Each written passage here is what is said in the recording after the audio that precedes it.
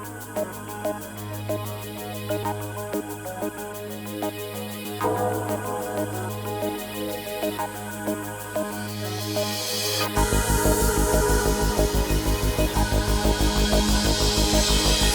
look at the future of supply chain with my guest Amy Thorn, CEO of Supply Chain Leaders in Action. Amy, welcome. It's good to be here. You know, Amy, we've been around long enough to remember when people used to talk about Supply Chain 2020 as if it was something in the distant future. Right? Unfortunately, it's here. I know. And I want to talk now maybe about Supply Chain 2040, but let's start by talking about, in your mind, did 2020 materialize in the way we thought it was going to in the world of supply chain? I think it's interesting because if you go back to the turn of the millennium, 2000, we were talking about and already had really done a lot of what is happening today. So the internet was coming on big, so it wasn't quite cloud computing, but all that data was being stored. We had robotics, we had machine learning, we had AI, we had warehouse management systems and a relatively sophisticated supply chain. But I think what's different 20 years later is that it's anchored in, it's become a reality. We're still talking about what is the future of those things, but we've actually seen the positivity and the productivity that they've brought to our lives. So there was a promise back then, and now it's actually happening. It's actually happening. Yeah. Remember how we used to talk about the end-to-end supply chain? People are talking now about the end-to-end supply chain. The question is, do we actually now have it? Certainly we didn't have it 20 years ago. We definitely didn't have it 20 years ago. We were talking about the right things. I think we're much closer to having it. I think really today visibility remains a continual problem. Then would you say that's the big stumbling block? It is a huge stumbling block. Yeah. I think what has probably transformed the most is just how global supply chains are. A lot of that has changed since the turn of the millennium, 20 years. Yeah. And so now with what we're looking at today with the coronavirus and, geopolitical threats and other things, people are starting to look at their global supply chains a little differently, reshifting countries of origin, sourcing, but we are a global world. And I think that some of the issues that are being brought on by labor, we're in a full labor market right now, artificial intelligence and robotics, they can really help. And I don't think it's so much that people have to be worried about robots replacing their jobs as much as, they're doing relatively menial jobs that it frees individuals up to be creative and to look at what the next 20 years is going to be. So I think that's pretty exciting. Technology, interesting topic of conversation, because I cannot think of any time in history when technology actually pulled back.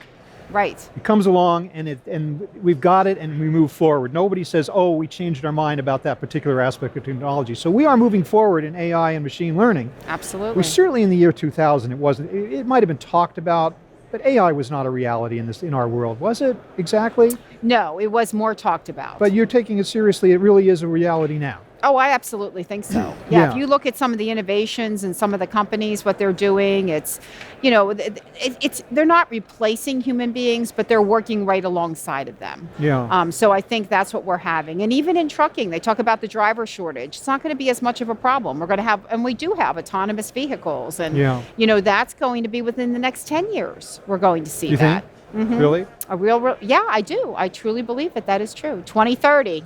Yeah. I'll come back. All right, we'll check back with you on that. We'll know each other that long. But one thing I think that maybe has changed in 20 years is the profile of the supply chain professional. What is it required to do your job today as a supply chain professional? How do you think that's changed? Well, I think that there's been leaps and bounds made in the last 20 years in the supply chain as a profession. I also think that now people are looking at the SVPs of supply chain to be the next CEOs, whereas before that used to all come from the financial area. But now, they're so process-oriented. Finance or sales, that was another place, but certainly not from supply chain. Not from supply chain. Yeah. And I also think that one of the things you'll see in the future is that supply chains are going to be used as a profit center. And that's something that's not really being talked that much about today, but we are seeing that is happening. And so that's pretty exciting.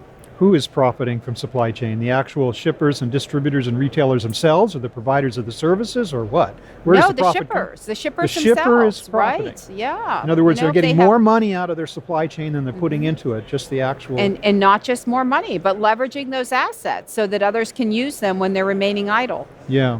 Another thing, and you brought this up too, in terms of the increasing global complexity of the world, is the increasing awareness of supply chain risk.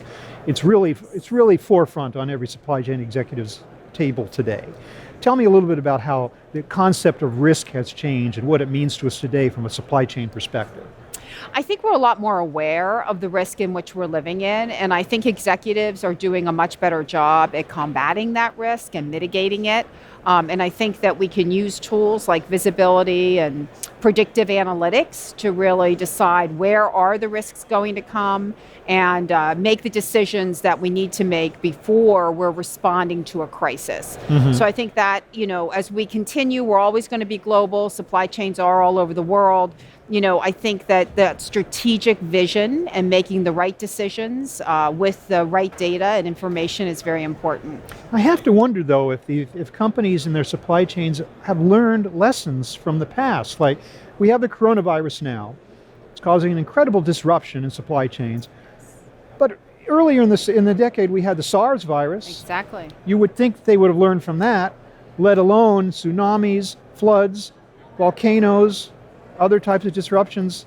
Have supply chains learned their lessons from the past, or they have to keep having this hammered into them time and again? Yeah. Unfortunately, it looks like it has been proven that they have to have it keep hammered into them time and time and again. I hate to say that. But I think that, sometimes I think that executives can be a bit short-sighted in not looking at it. If the crisis isn't real and it's not happening now, they don't have to solve it because it's so real time. It's so much demand-driven. So I think that they can fall into that trap. So again, being strategic and looking at long-term and having the right analytics to really assess the risk. And also looking at, where are your supplies? Where are they all coming from? You can't be too dependent on one single country or geography. There again, though, was that lesson learned? We thought we knew it, when there were floods in Thailand and suddenly nobody could get disk drives because they had sourced everything there. Right. But now so much coming from China is cut off because of coronavirus. I know. And if you think 90% of all the raw materials for this pharmaceutical industry are being sourced out of China, that's a little bit scary. We don't want our pharmaceutical sources to go down if we have this incredibly dangerous virus. Another question that occurs to me is to the degree to which there is a public awareness of, number one, what a supply chain is. Do we still have to explain ourselves when we use that term to the general public? And number two, the importance of it to the organization, the importance of it to share price, the importance of it to Wall Street and the investor community. Has that message percolated down all the way so that supply chain executives get that kind of respect and power? Yeah. Well, that's definitely what we hope. And I do think it has percolated down quite a bit in the last 20 years. I think a lot of our universities, the top schools, have had a tremendous amount to do to bringing us the talent that we need and to really giving exposure to young millennials that if they want a career that they're going to be successful and it's going to be profitable and that they can truly make a difference in the quality of lives in other people, look to supply chain. Not to marketing and sales, but to supply chain. So those are our future leaders, and I think it's important. What do you think is the single biggest challenge they face, or the biggest single surprise? And I know it's not a surprise if you can predict it, but what do you think is coming down the pike in terms of like the biggest disruptive thing in supply chain in the years ahead? I think that it's really going to be where the supply chain mix is. How do you make sure that you're leveraging your assets and placing them in the right place? And I think it's just to predict what human behavior is going to do.